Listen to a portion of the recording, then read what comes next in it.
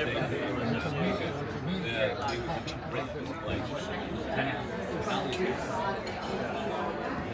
where public plaza is? Behind that on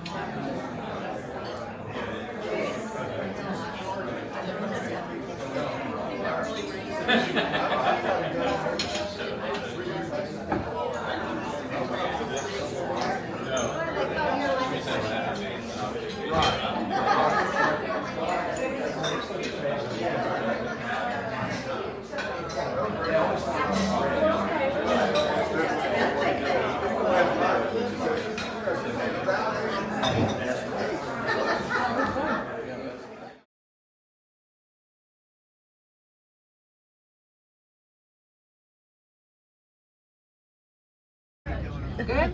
Ready to start this day?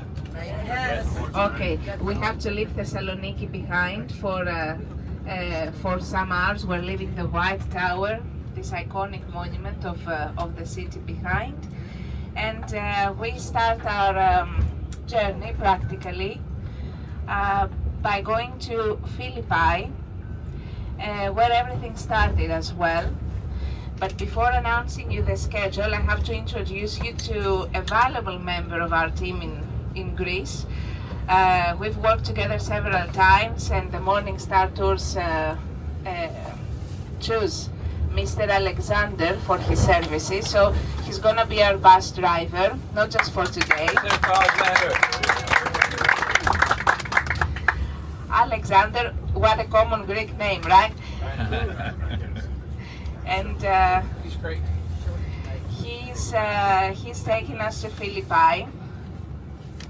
So we have approximately 2 hours and a half ahead of us. As we've said, we will have in about an hour and a half, maybe a little bit less, since it's Sunday morning, there's no traffic, there's no rush hour on Sundays. We will exit the city quite quickly. So there will be a coffee break, a restaurant break in about an hour and 15 from now. And then when we arrive at the area of Philippi, we have two spots to explore and to visit. The first one is Lydia's stream, which is where you will find a baptistry, a contemporary baptistry, Greek Orthodox. If there's no baptism taking place this morning there, then we can have a chance and look at the interior mosaics, which are very beautiful, and they actually explain and narrate what Paul and the other apostles did here and experienced here in Philippi. And we will also see that stream, Zygactis, the Greek name of that stream of water, where we have the baptism of Lydia. And in those same waters, definitely it was the baptism of the guard of the prison, the jail guard. And we will discuss about the arguments that support the theory that this is the location. I mean, 50 meters to the left, 50 meters to the right, it doesn't matter, but that's the location where the encounter between Lydia and Paul took place. So we'll start from Lydia's stream. There will be communion and teaching right at that same spot, and then we are departing for Philippi. It's going to be a 5-minute drive from one place to the other in order to visit the archaeological site of the city of Philippi, of the Philippians, where we will see, among others, the theater, the basilicas, the agora, that is to say the marketplace, the central square of Philippi. We will see the octagon. These are monuments that will reveal the past of Philippi, the reasons why it was founded by Philip II. It is actually a city named after Philip II, who was father of Alexander the Great back in 4th century BC. We will see monuments and places that have to do with Paul's presence, like the Agora It is the place where we have the episode with the demon-possessed girl and the humiliation of Silas and Paul before being thrown into the jail by the Romans. And we will also see basilicas and the octagon, which make us understand how important and significant the Philippian community grew in the early Christian centuries. So we will talk about the period prior to Paul's presence. We will talk about the Roman period and then the aftermath. What happened in the centuries, during the centuries after Paul's presence in Philippi. And then we drive to the waterfront of Kavala. We are having lunch. That's why I asked for your choices yesterday during dinner time. And we are driving back to our hotel, to our base early in the evening. And of course during the drives, either going to Philippi this morning or returning back from Philippi later in the evening, we will add more commentaries about landscapes, locations that we find on our way. And as I've already said, I prefer to talk about history and archaeology when we are at the museums, at the archaeological sites. During the drives, you can ask me anything else related to contemporary Greece. I will also take advantage of that time. It's going to be several hours on the bus, during bus rides, in order to discuss more things about present-day Greece and modern Greek culture, with several historical commentaries as well. So that's for the schedule today. Two more things that I would like you to know. We have Wi-Fi on the bus. It doesn't require any password, so please, the network that you should connect to is Georama Travel, no password, Georama, Georama, Georama. And we also have water available on the bus.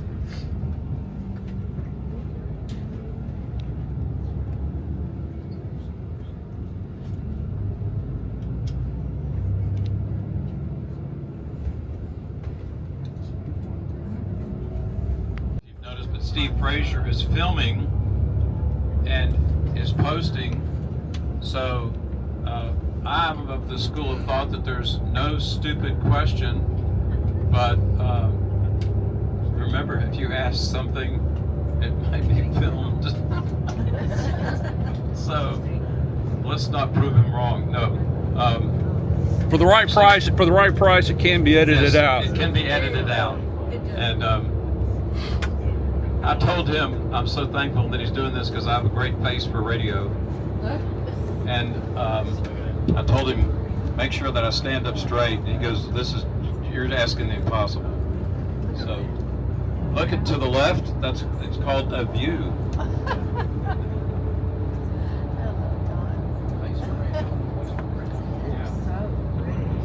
And that's not any random view. It's the panorama of Thessalonica, our city. It's part of the Aegean Sea. We call it the Thermaic Gulf. And right across the opposite side, a little bit further back to the left, it's Mount Olympus.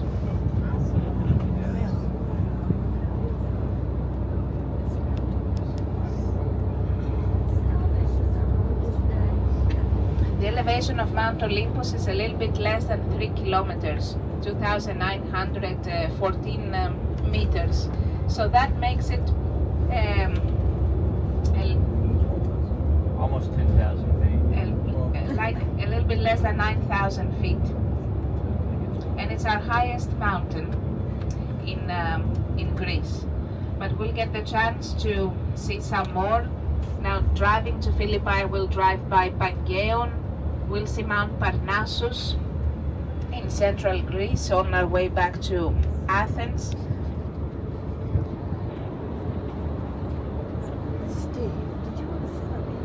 This is fine. It's fine. Good. Old age gets precedence in city. Churches, the New Testament. But what about now? From what I understood is what's the situation with the popularity?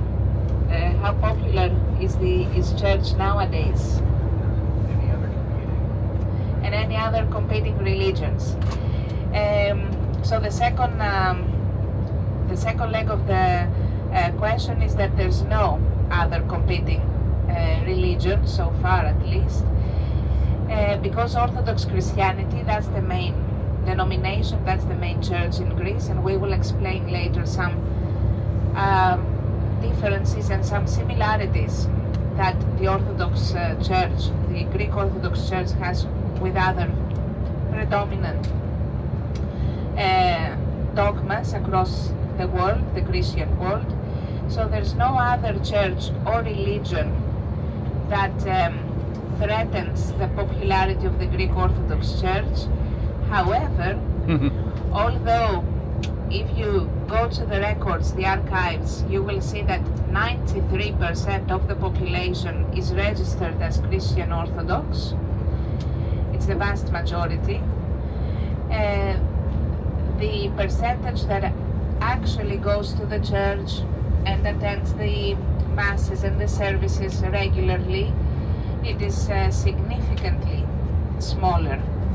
So there has to be, we have to make a distinction between church as an institution in Greece, made out of, consisted of humans and hierarchy and real people, and church as a historical concept and its impact on our history. So I'll start with the second leg, church as a historical institution. As we're going to explain the following days, Greece and the Greeks went through several centuries under foreign rules, not necessarily the Ottomans. It has been the Venetians, the Italians, the Venetians, who have been quite oppressive. There has been the English, the French, Catalans, the Franks. So depending on the region where you are, that medieval history from 13th century up to 19th century, or even the early 20th century, differs. So we generalize saying that it has been the Ottomans, the medieval Turks, that is to say, that had occupied Greece for 4 centuries, from 15th to 19th century. But if you go to Crete, then the situation changes. It's been the Venetians from 13th up to 17th, and then the Ottomans for 2 more centuries. If you go to West Greece, then the Ottomans never set foot on those islands. It has mostly been the Venetians until 1797, and then the French and the English. If you are here, then there has never been any Venetian presence, and it has mostly been the Turks, the Ottomans, from 14th to early 20th century. So depending on the region, that medieval period of our history is slightly different. The common element, no matter if it was the Venetians or the Turks or the British, the bond, the link that granted cohesion was the church. That's why we are still a nation that speaks Greek. We're not speaking Venetian by the west side of Greece. We're not speaking Turkish here in the north part of Greece. We speak Greek, and we are Christian Orthodox as well. We are Christians, and based on certain historical circumstances of the past, we are Orthodox too. We are not Catholics, or we are not Muslims, again based on our medieval past. So the church as an institution as a historical concept and institution is highly respected and highly appreciated, because everybody recognizes, no matter their level of faith, that it was this church that kept the Greeks united, that kept the Greeks alive during several centuries of foreign rules. Some periods have been very oppressive, other periods have been a little bit looser regarding the foreign administration, but that's how we kept our traditions, that's how we kept our folk traditions. The church as a building in the middle of the village or of the town was the place where the Greeks would gather, socialize, discuss, organize themselves for the future of their destiny, of their lives. So church was I believe, a quintessential element of the integrity of the Greeks during those medieval days. That's why nobody doubts on that church has been vitally important for the Greeks, and it shaped our identity and our profile, the profile that we have right now in 21st century. That's about church as an institution, as a concept. Now church and its people, as any other old traditional church across the Christian world, we also had scandals, mostly of financial profile. We didn't have ethical or sexual and other type of scandals. It's mostly financial. So in complicated moments of our recent history, the church was either very reluctant to take a big step forward, kept a neutral position. The church as people, now the hierarchy, like bishops, archbishops,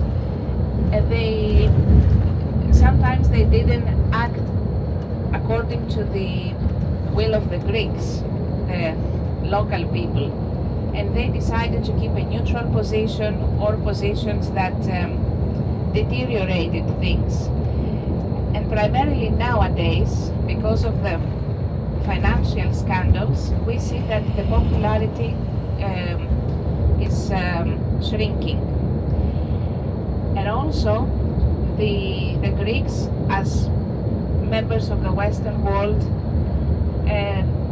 we follow the tendency, unfortunately, that happens across the Western world, that people do not keep their faith that alive. They do not go to the churches, no matter what their church is. They are not familiar with the scriptures, they are not familiar with the biblical background, the historical background of Christianity, although it is taught at school. And the life is that quick, that fast, and there are other interests that have showed up. So when you go to the church on a Sunday morning, you're gonna see mostly people of an older age and not that many young people, at least in the big cities. Now in the villages, church still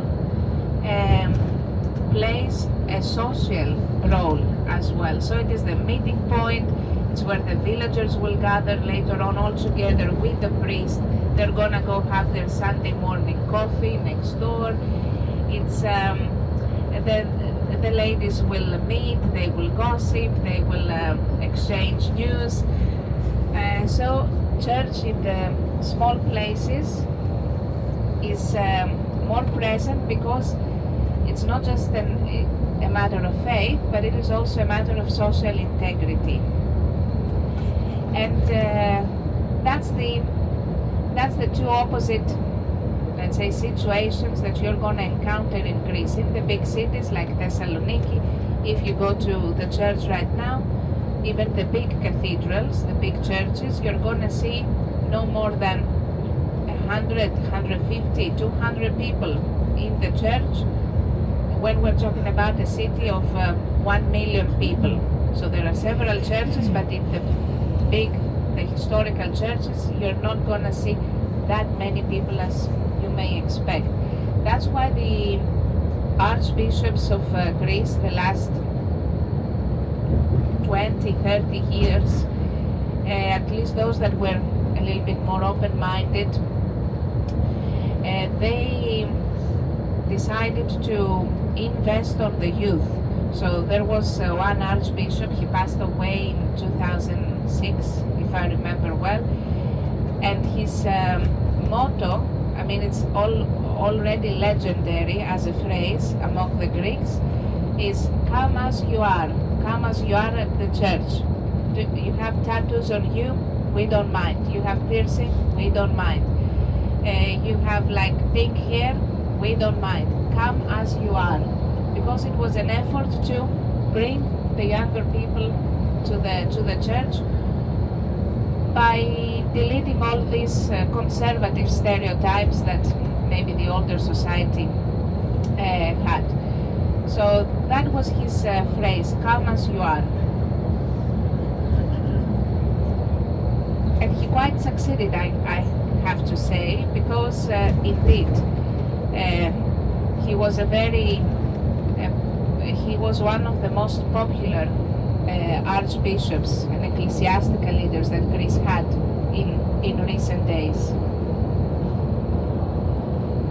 So I think that if a letter was to be written now to the Church of Greece, the questions or the concerns would be about the shrinking of popularity and the empty churches, and how can church, the hierarchy of the church, the people that are the hierarchy, can become more can approach people and get closer to the people, not in their cars with their diamond and ruby crowns that they're wearing, how they can seem more human and more down to the ground than they are. But it's important to make this distinction. Church, when we study it from a historical concept, and church when we examine the case from its contemporary profile. And that's the contradiction as the last comment. If you go and approach a young man, a young person, they will tell you that they don't go to church that often.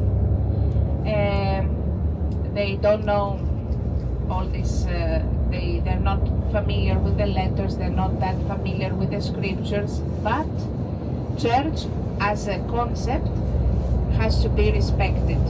So nobody can say anything bad about Christianity, Orthodox Christianity, nobody can vandalize the churches, and it is highly respected.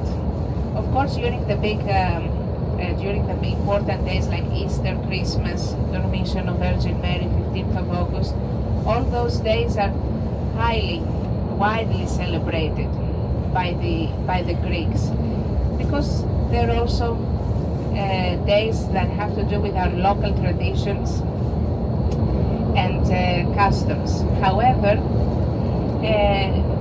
there's the contradiction. Although someone may not be familiar with the things written in the Bible, still they're gonna respect the church because they recognize its contribution and its role for the Greeks throughout the ages, throughout the medieval days.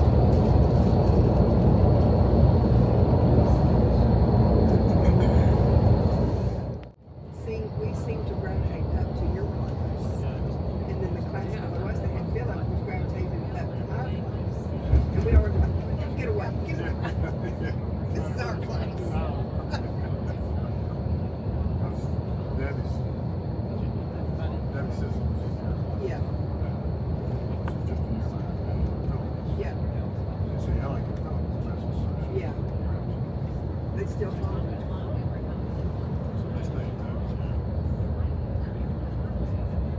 But it was weird being in the gym. What year is it? Jesus. It felt really small. What we call the big gym. Yeah, the big gym. It was weird. They don't have that rubber floor. No. Rubber floor. But you know, the Sisson family built a gym. They built another gym besides the big gym. Has Jewel Sisson dedicated. Of that lake is Volvi, and it is the second largest lake in Greece. So generally do not expect to see big lakes and think apart from the Aegean Sea, anything related to water is at a smaller scale here. So no waterfalls, no lakes, no big rivers. And we have everything but at a much smaller scale when we're talking about water. So that's the second largest lake of Greece. It's the biggest here in North Greece and has an average depth of 37 meters and the surface is 27 square miles. So it is small. There are, as you're gonna see, there are not houses. We do not have lake houses here. It's something completely out of our habits. We would definitely prefer a house by the shore, by the seaside. Lakes are not a landscape that generally we enjoy. There are cities at the back of a lake in central Greece that are very beautiful. They are famous tourist destinations for the Greeks, for domestic tourism, but nobody would go and have a resort house at the shore of a lake. There are very few commercial activities here as well. So apart from agriculture, we will talk about agriculture thoroughly because there are some products that I want you to be aware of, and not necessarily the olive oil. I take that for granted that everybody appreciates the Greek olive oil and the Greek olives, but there are some products that you may have never heard of, and they are even monopolies of Greek agriculture worldwide. So apart from that, you see all those olive groves here. There is some fishing in that lake, commercial fishing. But generally, you will see that the landscapes where lakes are, or smaller bodies of water, they are not that exploited, and you will not find lake houses by the back of a lake at the shore.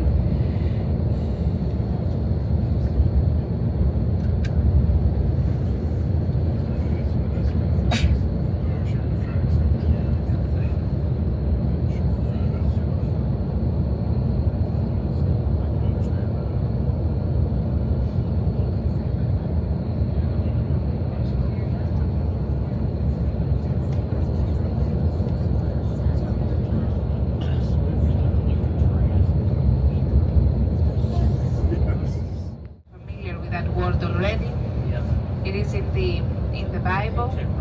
So we have named this highway after the Roman Egnatia, the Via Egnatia, the Egnatian Way. We will see ruins of it when we visit Philippi later this morning. We know that the Egnatian Way, the Via Egnatia, crossed practically a big section of northern Greece, present day northern Greece. It started from Byzantium which is present-day Istanbul, Constantinople in Turkey, and ended, its west end was Durrës, the present-day city of Durrës in Albania. So a big part of it geographically crossed the present-day northern parts of Greece. That's why this highway that starts from the Greek and Turkish border at the east side and ends at the west. The west end is at the city of Igoumenitsa, next to the Albanian border. It's a big international harbor of ours. We decided to name this highway after the Via Egnatia.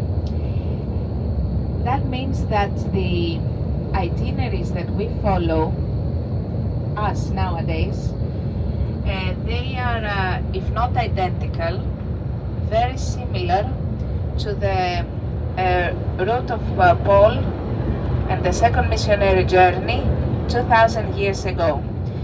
So now you appreciate the landscape, you enjoy the views, you see the mountains and the lakes and the olive groves, but keep in mind that this is what Apostle Paul also experienced. He saw that same lake, that same mountain on his way, for example, from Philippi to Thessalonica.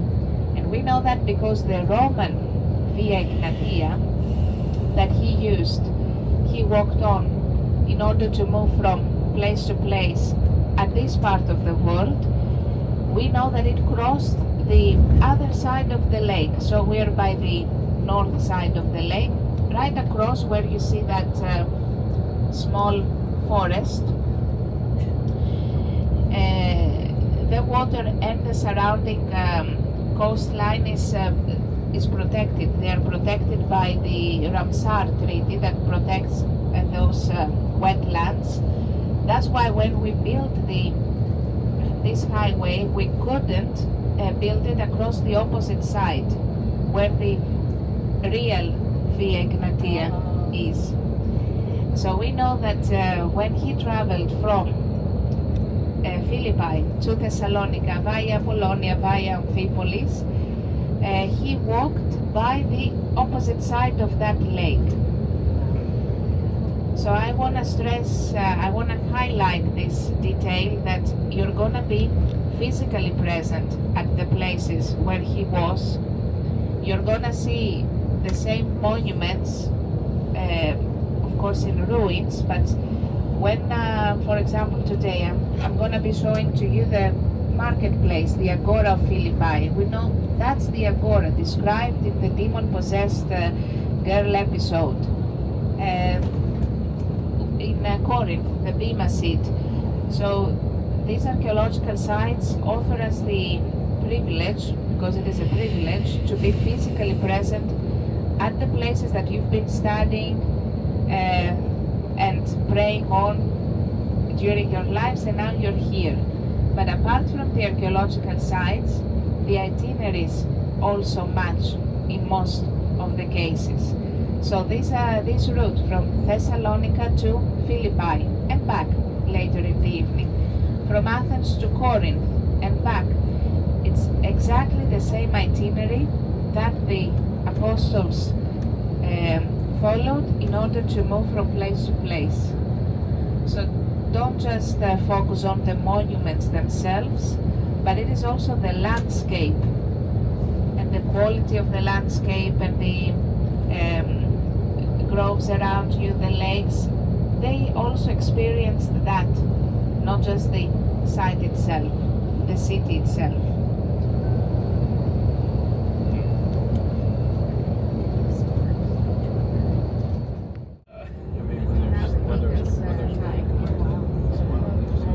But you're standing on both sides.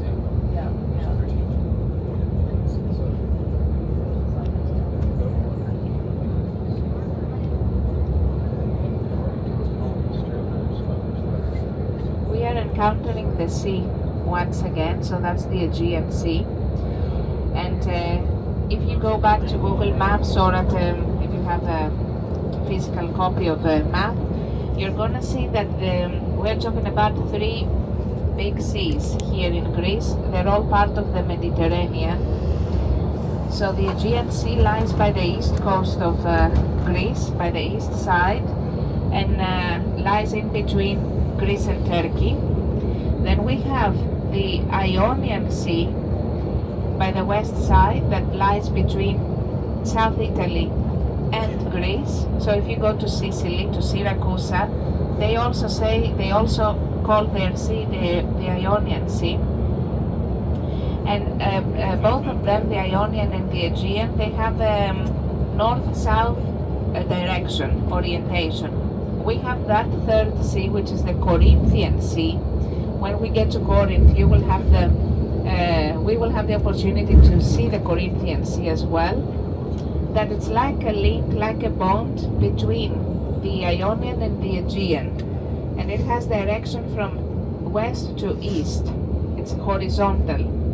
So very roughly we can say that the Greek seas form the letter H of the alphabet. It's the Ionian by the west side, the Aegean by the east side, and the connection of the two in between, that's the Corinthian Sea. So this is the North Aegean Sea, and we will, during the cruise, this is the sea that we will be sailing around. So Ephesus in Turkey, that's at the Kusadasi, the corresponding port, that's at the Aegean Sea. Crete, the island of Crete, the island of Santorini, all those are in the Aegean Sea. And the Apostle Paul did sail at the Aegean Sea as well when he left Troas in northwest Turkey, where Troy is nowadays. It's that region right at the entry of the Dardanelles Straits, close to where the Battle of Gallipoli took place. So he sailed in the Aegean Sea when departing from Troas after the call of the Macedonian man. He sailed by the island of Samothrace and ended up in Neapolis, which is the present day Kavala, where we're having lunch. So he also experienced the Aegean Sea, not just once. Again, when he left from Berea, he sailed to Athens. We do not know the harbor where he departed from. There are three, let's say, locations, three scenarios of where that port could be. So again, a second sailing from Berea to Athens, and a third sailing from Athens to Corinth. We will drive to Corinth. He sailed to Corinth, from Athens to Corinth, and then a fourth sailing from Corinth, finalizing his second missionary journey in Ephesus, accompanied by Priscilla and Aquila.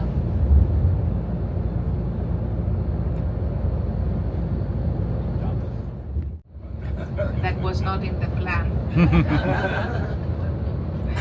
So again, to your right, it's slightly covered by by clouds. This is the peak of, it's quite impressive, a very clear day today. It's the peak of Mount Athos, ATHOS, Mount Athos, about 2,000 meters high. But I'm pointing out towards that direction because at that mountain we have a very specific territory. It's quite an exception in the world, worldwide. It is a religious land.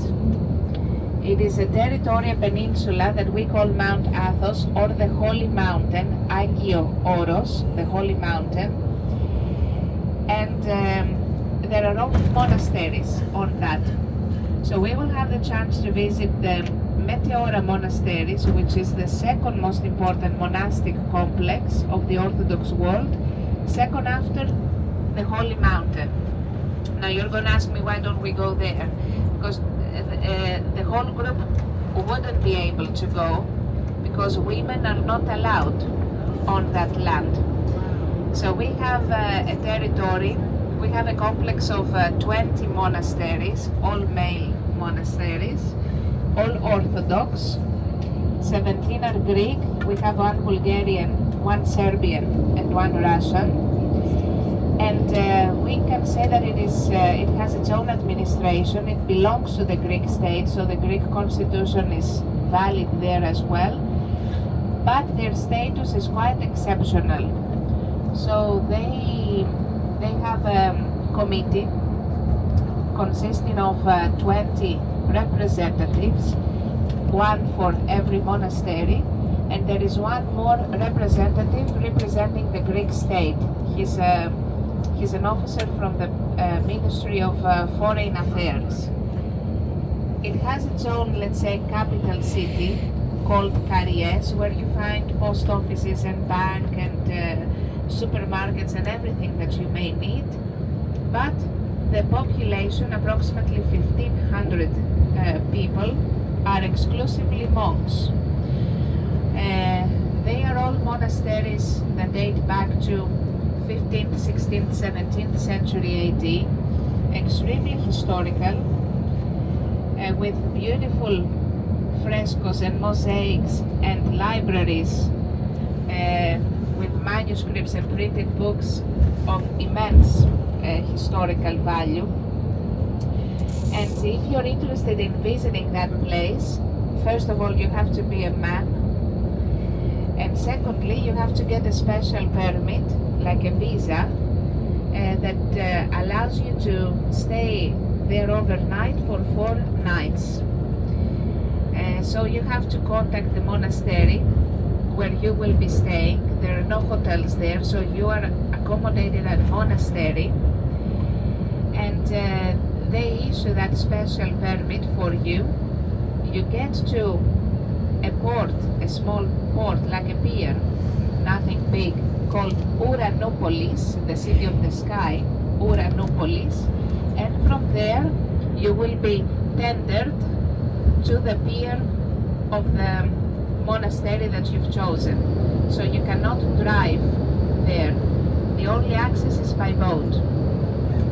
And there are, every monastery has its pier where the boats and those tenders dock, and they transfer the visitors. And we can, there is the option of cruising around the peninsula, but the boat cannot get closer more than 500 meters from the coast, because that's the closest women can get to that land, 500 meters.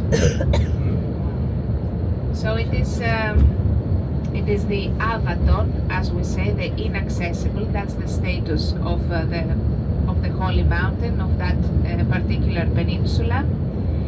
And it is an exceptional situation when someone studies Orthodox Christianity. Then Holy Mountain is a big chapter of the Orthodox history. As we've said, it only has monasteries, but you will also find several people who reside there independently.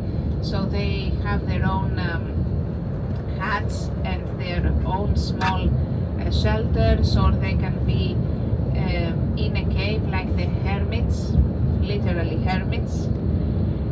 So we're talking about 1,500 people. Agion Oros in Greek, that translates into the holy mountain. And you can see it, it's all that peninsula that you see further back, crowned by that big peak, Mount Athos.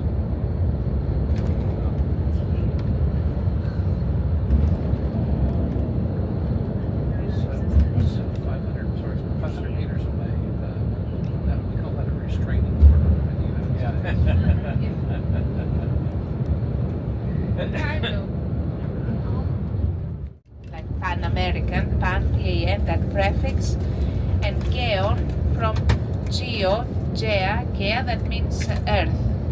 So geology, geography, Pangeon. And that's the reason, actually, the presence of this mountain is the reason why Philippi was founded by by Philip II, because back then, we're talking about 4th century BC, the Macedonians discovered that there are gold mines in that on that mountain, gold and silver, mostly gold and less silver. They were the first ones to start exploiting the mines. The area was already inhabited earlier by Athenians who had settled and had founded colonies by the coast, because this area was very rich in timber that was important for the Athenian economy and for the construction of the glorious Athenian fleet of the antiquity. And it also, as you can see, it is also very fertile, so you have valleys where you can go grow wheat, cereals, anything that the big cities needed. And of course, the access to the mines. The city of Philippi, named after Philip, is nowadays at the foot of that mountain, across the opposite side, a little bit further ahead, in order for the locals to control the access to those gold mines. And that's why Philip II is the first in history, in Greek history, who minted gold coinage. That's because he had direct access to gold, whereas all other cities before him, all other city-states like Athens, Sparta, Corinth, they had minted only silver coins, because silver could be more easily found. So this mountain, Pantheon, that's the reason why Philippi exists.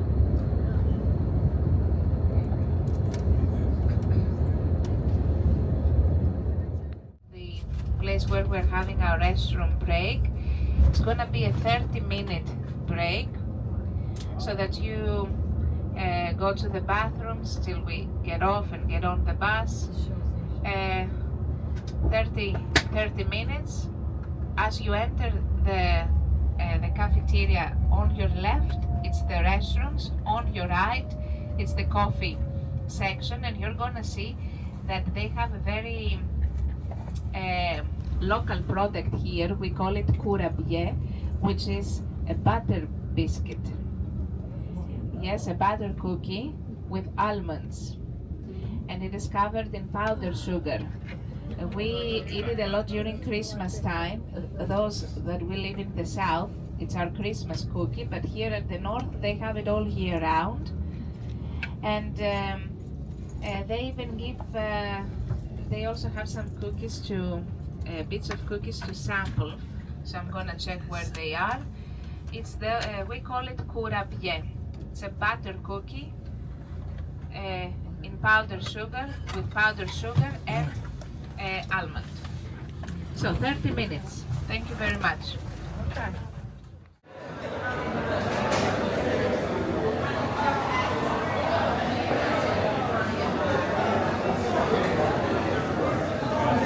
Hey, Brandy.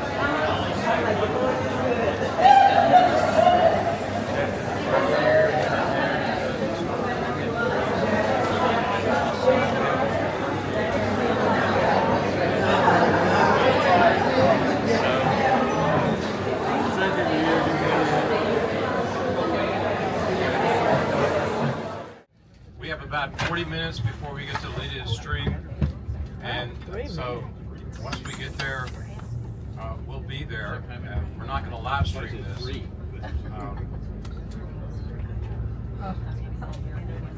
I'm working on them. I'm sorry. Live shipper with Yeah. Lydia. That was slow on that one. No, I'm good.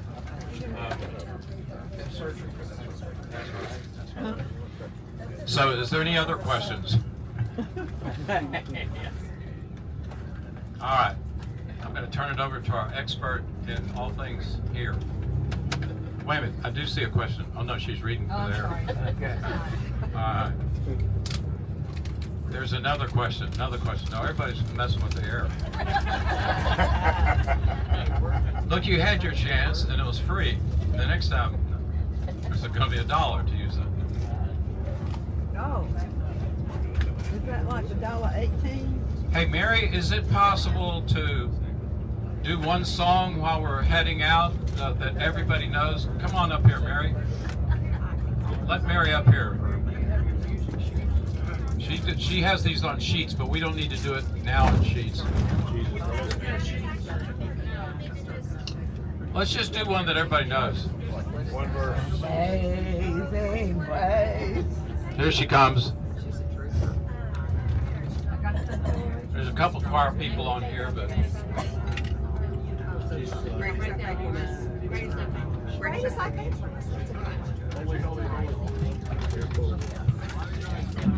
How about the Hallelujah chorus, Mary? Yeah, the hallelujah. we're gonna sing something simple like Mary, you can sit right here. Hallelujah chorus. Joy, joy, joy down in my heart. Yeah. Okay, Somebody said Jesus loves me. That would be. he does love you. No, but the song. Yeah, I know. Is this going to be like obnoxious if I do Right this? there. Does that work right here? It's good. Okay. What about great is thy faithfulness? Yeah, we love that. I hope I can remember the words. Okay, I think I can. Okay. Great is thy faithfulness, O God my Father. There is no shadow of turning with thee. Thou changest not, thy compassions they fail not. As thou hast been, thou forever will be. Great is thy faithfulness, great is thy faithfulness. Morning by morning, new mercies I see. All I have needed, thy hand hath provided. Great is thy faithfulness, Lord, unto me.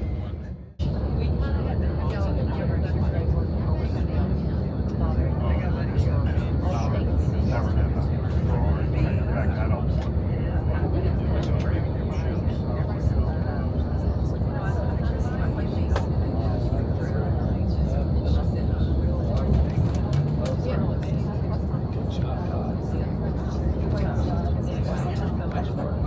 No, but I mean, she's seasick. Oh, seasick, yeah. She did, her kids were, she and they were seasick. I mean, they love that. She's so they were.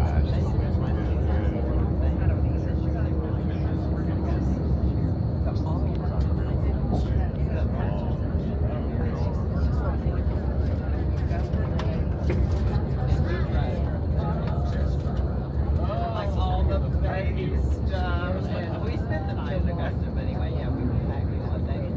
And it worked out.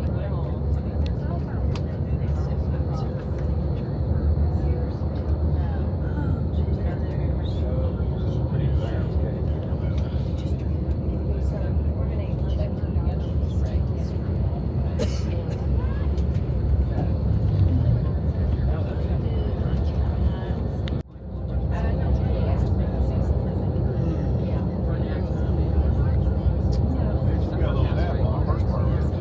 Yeah. You got it too. You got a little nap. It's Yeah. all sleep. That's my problem.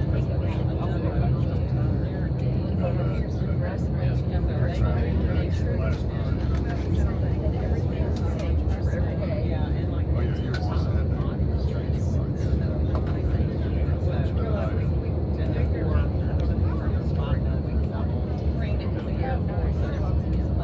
So I'm overhearing your comments, and you're all admiring the views and that very distinctive blue shade of the Aegean.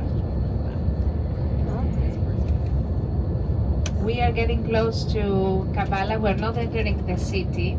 right now. We will leave shortly the Ignatian Highway and exit towards Philippi and Lydia's stream.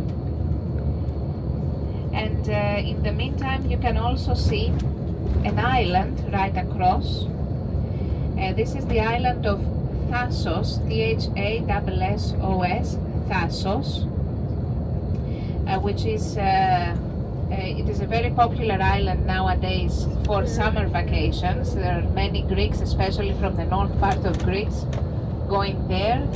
And there are also many tourists coming from the Balkan countries like Bulgaria, Romanians, Serbians, North Macedonians. It's a very, very popular destination for those nations as well. Historically speaking, we know that that was the first area, that was the first place colonized in this area by Athenians already in 7th and 6th century BC.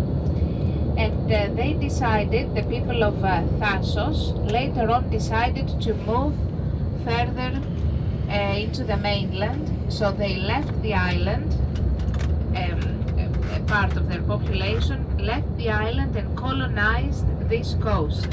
That's why you've been reading about Neapolis, that means the new city.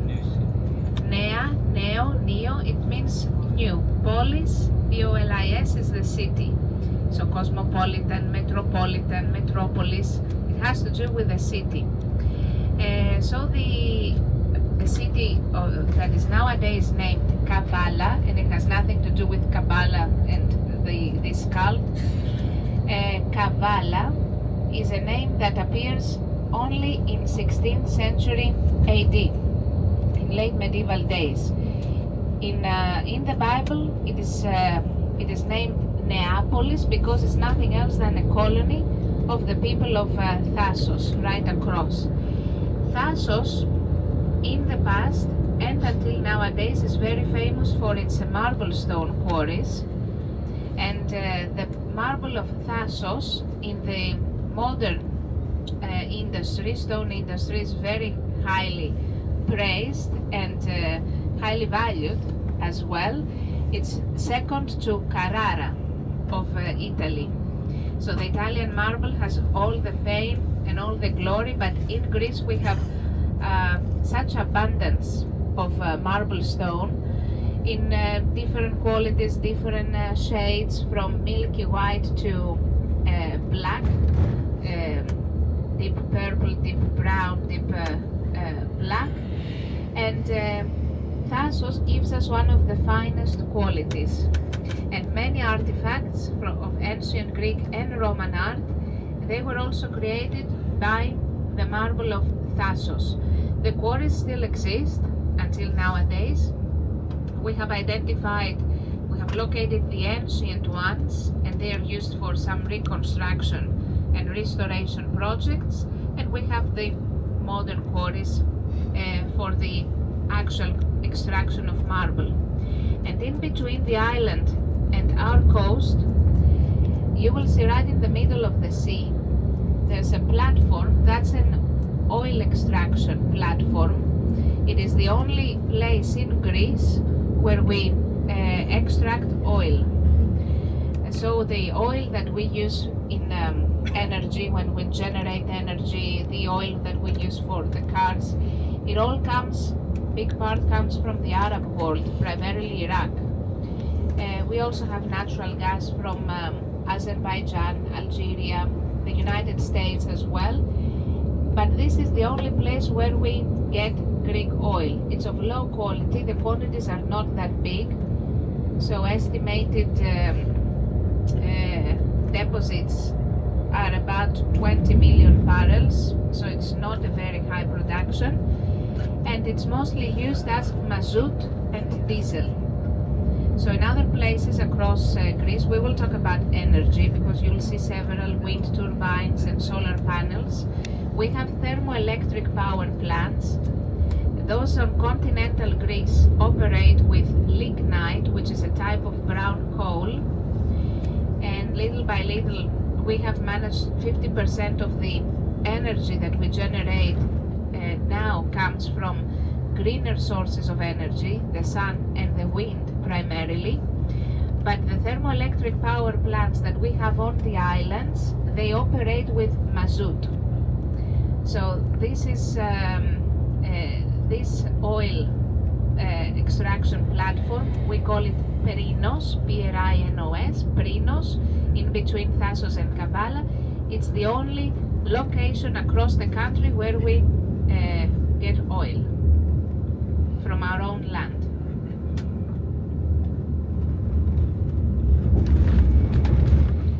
Anyway, at least the modern one, you'll have a beautiful panoramic view of Kavala on your right. It's the second largest city here in northern Greece, second after Thessalonica, and one of the biggest cities of Greece as well, 80,000 people, the population. So that's the Neapolis, the city of Neapolis that you've been reading about. It's the first, what makes it that big in the history of Christianity is that the first place in Europe, on the European continent, where Christianity entered from. You see the goat? Little deer right there. Oh, And that's from a deer, Neapolis, right? that's the sea. He sailed some in the very background. You see a very clear outline of an island.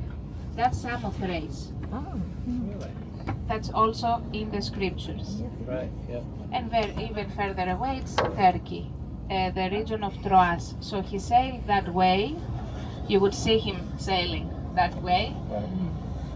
And disembarking at the port of Neapolis down below.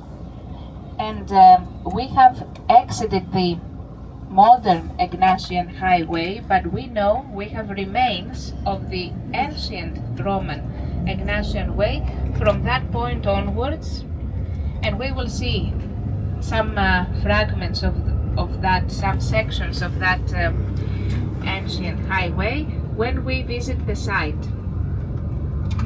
But we have traced those, it's like for us it's a narrow paved path, nothing like a highway. But we have traced those sections as we will be driving downhill after this traffic light to the left, at the foot of the mountain. There are several groups that walk on the steps of Paul. So they're hikers and they walk from Philippi to Thessalonica, from Thessalonica to the other places. And in many cases they can walk on the real Egnatian way. It's like there are people in Italy that walk the Appian way, the Via Appia. They do the same thing here on the Egnatian way.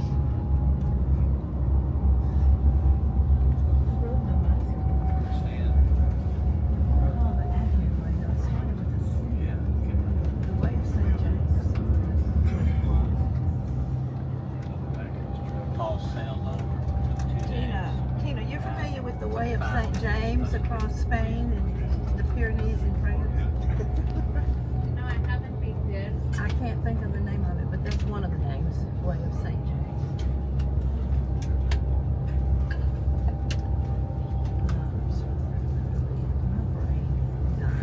No, it's not. Google it from afar. Huh? Google it. See. Oh, well there you go. See, it's done. But you don't know Spanish.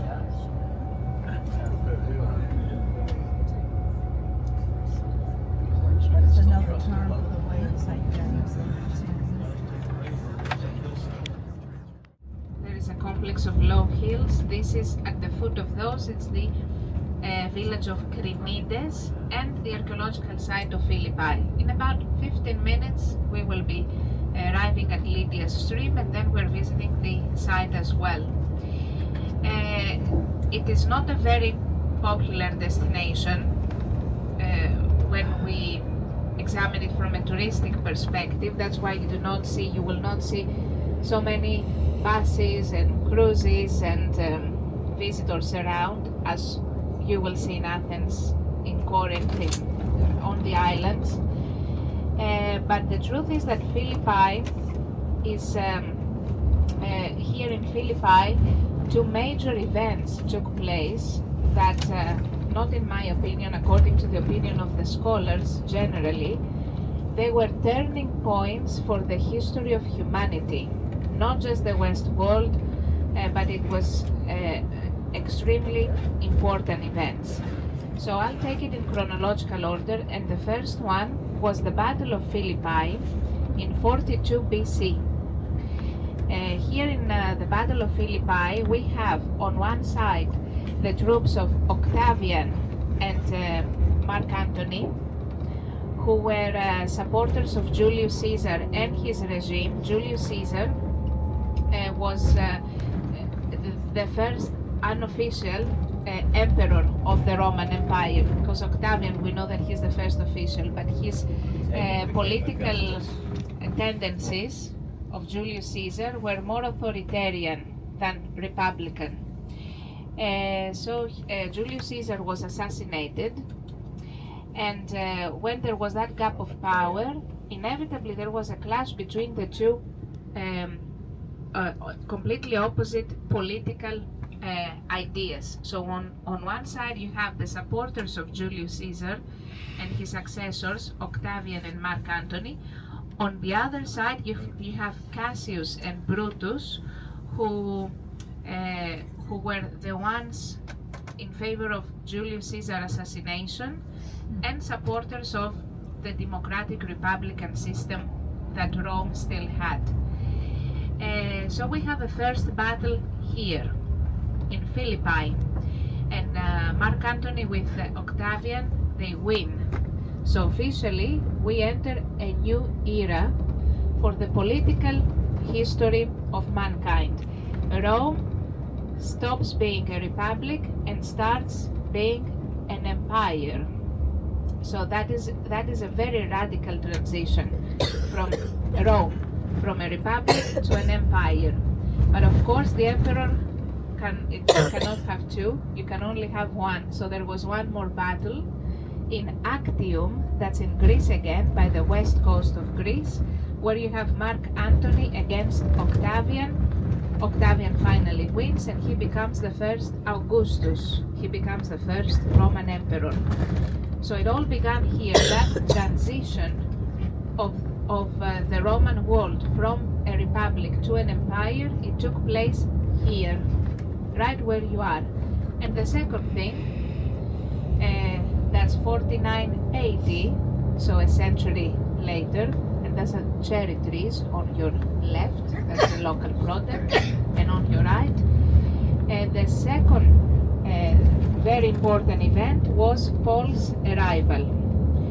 So Paul, as you know, he was a Roman citizen, and he experienced the Roman Empire at its peak, at a very glorious period, when almost the whole Mediterranean, the coastline of Mediterranean Africa and Mediterranean Europe and Mediterranean Asia was under the Roman auspices, part of the Roman Empire. So Rome at its most glorious period.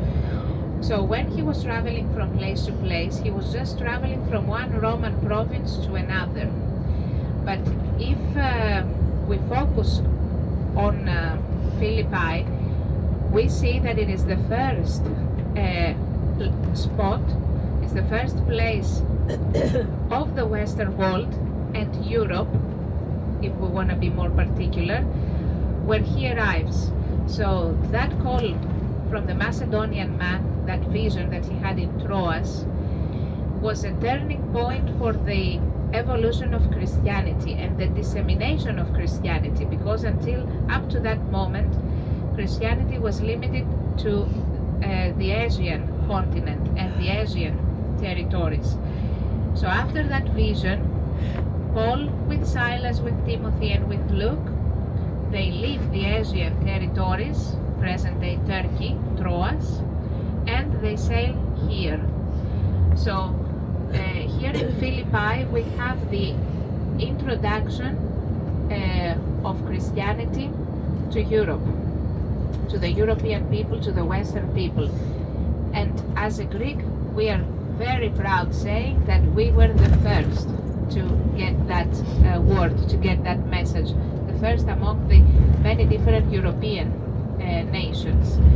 So these are the two events that make Philippi extremely important for the history of mankind, because who can doubt that this transition of Rome from a republic to an empire didn't influence all other empires that succeeded the Roman one, like the Byzantine Empire, and generally what an empire as a concept is. It was Rome who said that, who set the standards. And of course, Philippi being the first place of the West world and the European continent to get to know what the Word of God is, and it is the first Christian congregation in European land. So we will talk about Lydia, we will talk about the guard of the jail, of the prison. They are the first two people in Europe baptized. One is anonymous, the guard, the prison's guard. The Lydia is eponymous, but they are the first two to be baptized in Europe. So this is what makes Philippi that critical and crucial for the evolution of history of mankind, from a political aspect and from a religious aspect.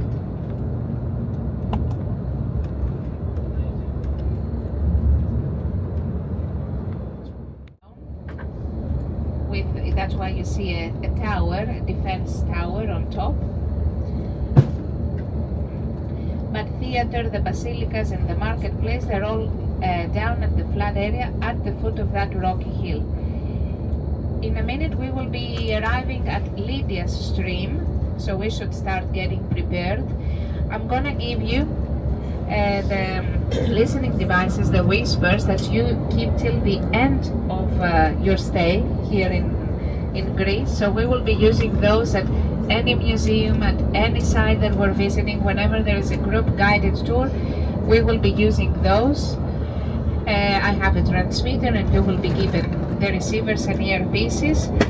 Just keep that in mind, that you do not have to give them back to me at the end of the day, just not until the end of the whole trip. There are restrooms here available at Lydia's stream, so as we enter, if someone wants to use them, please feel free to do so. Or after our stay, there's gonna be a short commentary by my side on Lydia and on the location, and there is you will have time for teaching and the communion, and then we're back on the bus and we're driving to Philippi nearby. So if you want to leave stuff on the bus, it's absolutely fine. That's a place where we will be at the shade. It's flat, it's easy, so don't worry about poles and hats and sunglasses. It's a place full of trees, as you can see on your right, and we will be sitting next to the water, to Lydia's stream. That's the modern baptistry. I see that there is a celebration taking place, a baptism Sunday. It was built in the 1970s, and it is dedicated to Saint Lydia, who is a saint canonized by the Greek Orthodox Church, of course.